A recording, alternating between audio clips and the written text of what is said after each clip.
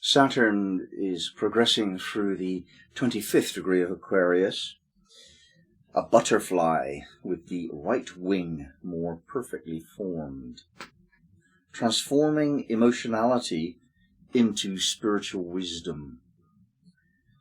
What we experience as emotions is normally quite disturbing to our sense of peaceful poise. Yet for those who have worked on themselves, these energies can be transmuted. The sense here is suggested that when the heavy drag of emotionality is released, an individual can mutate to a more aware state of perception. It is not entirely unlike the expansion of consciousness that goes hand in glove with the opening of the third eye. This is central to our progression in the spiritual sense. Perhaps it's fair to say that the number of us who are trying to wake up is rather small, and those people who are simply wanting to deal with their emotional process without any spiritual dimension also exist. And this is what the counselling process is about. We're trying to understand why our emotions are there and what we can do to release them. This is generally understood, but what isn't as well understood is that this is a requirement almost for the major spiritual breakthroughs in life. In other words, that which blocks us from having a more complete spiritual approach to life and spiritual experience actually in every moment comes down to emotion. Now, we do need to distinguish between emotion and feeling. Emotion is really negative. It stops us from thinking clearly. It gets us very often hooked into a habit pattern of self-destruction. It's usually something we don't want. We don't like the feelings of having it.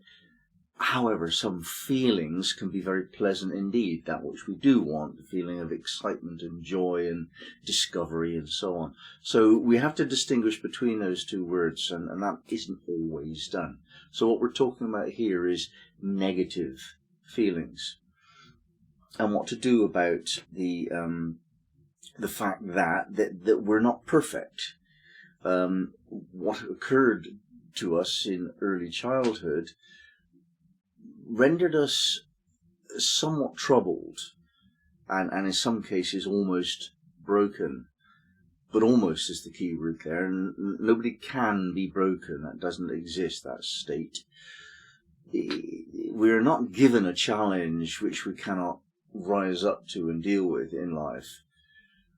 That's an article of faith, and a lot of people don't have that faith, and so we do have to process their emotions in the role as counsellor, really, whether we're trained or not. If we're at a higher state of personal development than another, then we tend to take on the burden of counselling, raising them to a higher level of optimism and faith than currently they have. Even if you say to your child who's fallen over and hurt his knee, it'll get better. I heard of a case once where a young boy broke his arm and he didn't know that bodies mend. He thought he had no arm for the rest of his life. It will get better. Things do improve. That is the nature of life, and that is the most obvious article of faith that we can have. Now, Saturn going through this Sabian symbol is going to bring our attention to it in a particular way, in a Saturnine kind of way. And there is this part of Saturn which is wagging its finger at us. You know, if you continue to do that, you will suffer. And it's helpful to know that, actually. It's helpful for the taxman to remind us that the wealth that we have ought to be shared with the community. and that we have responsibilities that the community is looking after on our behalf, but we need to pay for. It's helpful if a school teacher requires us to learn what's difficult to learn. It's helpful if we're given the sign at the start of a road, a cul-de-sac. In other words, if you go down here, you're going to have to come back again. It doesn't go anywhere. Now, this is Saturn. Saturn is just a cul-de-sac sign. Don't go this way. It's a dead end. Don't do that. That'll hurt. If you do that, you'll pay your price. It's that kind of warning that Saturn gives us that stops us from doing really silly things too much, so that we actually diminish ourselves by doing them. Now, that's a tremendous advantage to be given that level of real, honest, helpful advice about the negative side of life before we have to encounter it more deeply. Saturn's wonderful. And it has such a bad reputation, and people are even encouraged to fear their Saturn return, and so on. That's just... well, it's silly, obviously, but it indicates the kind of education that we've really had, and it's false, that education.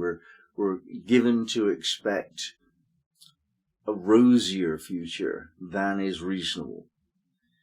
What we have to understand is the formula in life, that there is a price to pay for everything, that things balance out one way or another, and if you take advantage before you pay, then you'll pay later.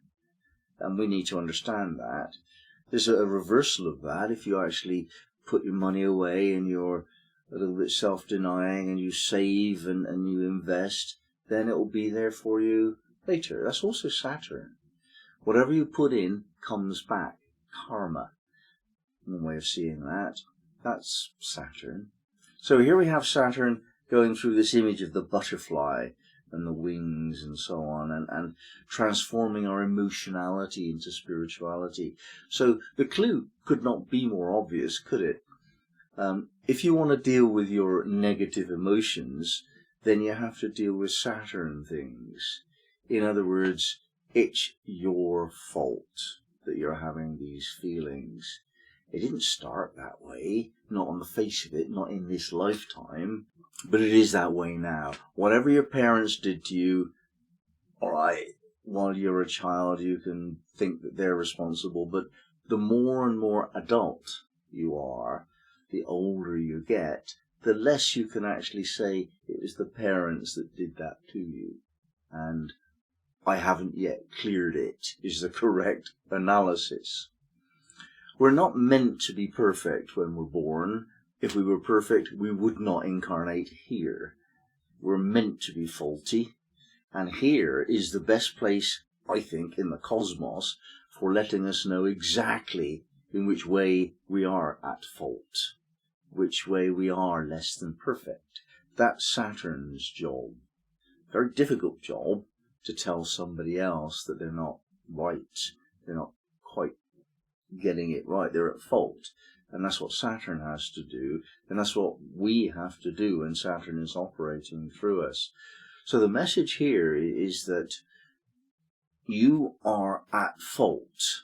Whether you say this to yourself or to whomever you're with, they are not perfect.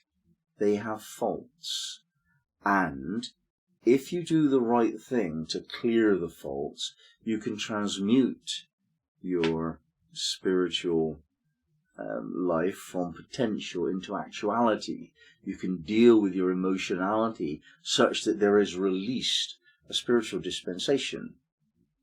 And if you think back at certain events in your life which you've actually faced up to the grim truth about how you're getting it wrong, and you deal with it, then you'll notice afterwards that actually you're lighter.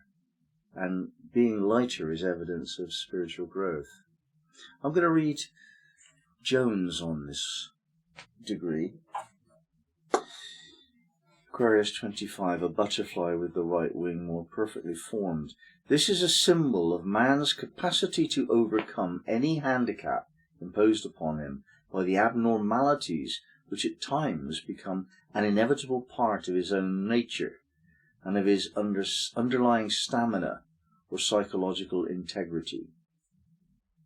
Here is a functional integration of conscious existence with the variations which constitute an individual remaining the basis of all self-knowing on any or every level of experience.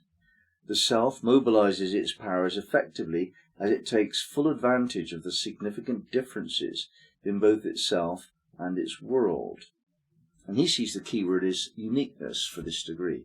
A butterfly with the right wing more perfectly formed is an unusual thing, and that's true for us.